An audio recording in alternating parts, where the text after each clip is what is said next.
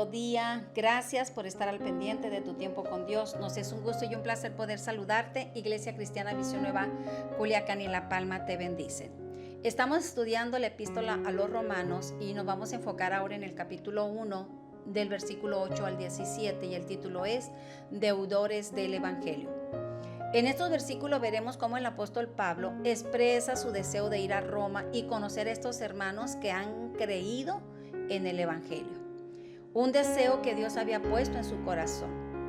No era un viaje de ir a conocer lugares o de pasar unas relajantes vacaciones, sino cumplir la misión de ir a predicar y confortar y compartir experiencias de fe juntamente con nuestros hermanos de Roma.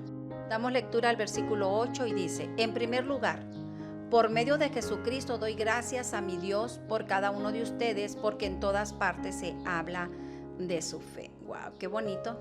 En todas partes del mundo, dice, se habla de la fe de los hermanos que estaban en Roma. ¿Qué dice el mundo acerca de nuestra fe? ¿Qué dicen tus compañeros, tu familia, tus amigos, los que te rodean? ¿Ven algo distinto? ¿Ven una fe en ti? ¿Alguna vez se ha puesto a pensar en el impacto que puede tener nuestra fe en Cristo Jesús en la vida de las demás personas? ¿Nuestra fe hace que otros den gracias a Dios? ¿Nuestra fe invita a otros a creer y a buscar a Dios? ¿O por nuestra fe hay personas que se acercan para decirnos: tú que estás más cerca de Dios, tú que tienes una fe tan grande, te puedo pedir que ores por esta situación o que ores por mí? ¿Sabe que una vida de fe no puede mantenerse en secreto? Se manifiesta en nuestras conversaciones, en nuestras acciones, en lo que pensamos, porque decir que yo tengo fe, pero no tengo obras, esa fe es una fe muerta. El apóstol Pablo dio gracias a Dios por estos cristianos romanos. Dio gracias por su fe, que había sido conocida por todo el mundo, porque era una fe activa, porque era una fe obediente, una fe radical. Ellos no decían tener fe, ellos mostraban tener fe. ¿Qué estamos nosotros haciendo para mostrar esa fe? Ahora, dice el apóstol Pablo que él los llevaba en oración a estos hermanos. Oraba por esta iglesia que estaba en Roma. ¿Qué estamos nosotros haciendo a favor de la iglesia? Porque Pablo dice que Dios era testigo de que él llevaba en oración a la iglesia de Roma y quería que ellos supieran que Pablo estaba orando por ellos, intercediendo por ellos. Una cosa es decir, yo voy a orar por ti. Otra cosa es que realmente oremos. Y si realmente tuviésemos nosotros esta carga, esta necesidad de orar no solamente por nuestra iglesia, sino por la iglesia de Cristo que está en todas partes. ¿Cuántas iglesias no están pasando por necesidad? ¿Cuántas iglesias no están pasando por momentos difíciles? Y si nosotros realmente orásemos por otras iglesias, por nuestra propia iglesia, creo que nos gozaríamos de ver cómo la oración tiene poder y cuántas cosas pueden cambiar si realmente nosotros oráramos por nuestros hermanos. Dice la palabra del Señor que es necesario que pasamos por diferentes pruebas. Y dice que muchos de nuestros hermanos en la fe por todas partes del mundo también pasan por lo mismo que a veces nosotros estamos pasando. Pero qué bonito es cuando doblamos rodillas, creemos en el poder de la oración y oramos unos a otros, porque la iglesia es una familia y es una familia unida en la fe. Cuando oramos debemos de buscar siempre también la voluntad de Dios, como lo hizo el apóstol Pablo. Pablo le revela a los hermanos de Roma que él tiene un vivo deseo de conocerlos y que pedía a Dios que si fuera su voluntad le concediera un próspero viaje. El propósito era animarlos y compartir también su fe con ellos, impartir algún don espiritual.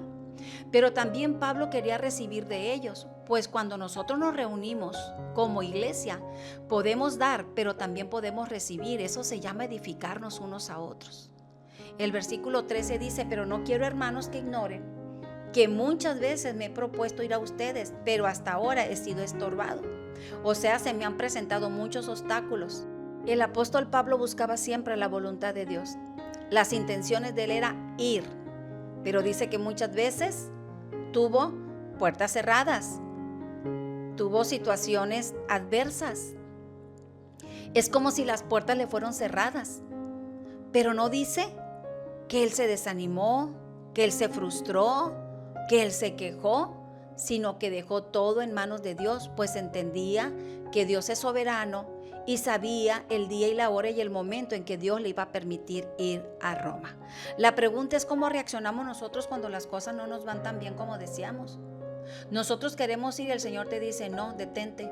Nosotros queremos tal trabajo y el Señor nos dice, no te conviene. Creo que debemos de confiar en Dios y en su voluntad, porque dice la Biblia que la voluntad de Dios es buena, agradable y perfecta. Y sabe que Dios sí le permitió ir a Roma. Pero ¿sabe cómo llegó a Roma el apóstol Pablo? En calidad de prisionero.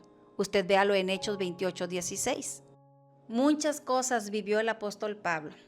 Tiene un currículum y tiene una carta de presentación donde él habla de todos los pormenores y todo lo que pasó para poder, dice, llegar a los lugares donde Dios lo iba a mandar para predicar el evangelio. Me encanta porque la vida del apóstol Pablo es fascinante. Él nunca perdió la oportunidad de hablar a quien él estuviera enfrente. Dios lo movía, él pedía que oraran por él para que las puertas fueran abiertas y llevar la palabra, porque él sabía que el evangelio es poder de Dios. Y él se sentía en deuda con todos, dice, fueran griegos o no, fueran sabios o no. Él sabía que el evangelio tenía y tiene el poder para cambiar vidas, como lo hizo con él. Ahora, esto es para nosotros. ¿Qué tan endeudados estamos con Cristo?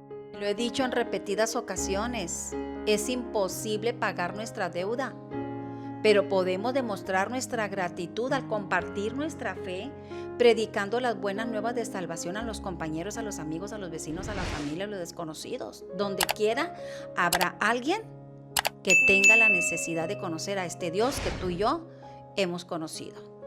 Él decía que él no se avergonzaba del evangelio. ¿Por qué? Porque no era un mensaje personal, no era un mensaje inventado, era el mensaje poderoso de Dios para cambiar, era el mensaje de salvación. Pablo tenía plena convicción del poder del evangelio y no había nada que lo pudiera avergonzar. Como él lo dijo más adelante, todo aquel que en él creyere no será avergonzado. ¿Alguna vez usted ha sentido vergüenza de hablar del evangelio, de su fe en Cristo?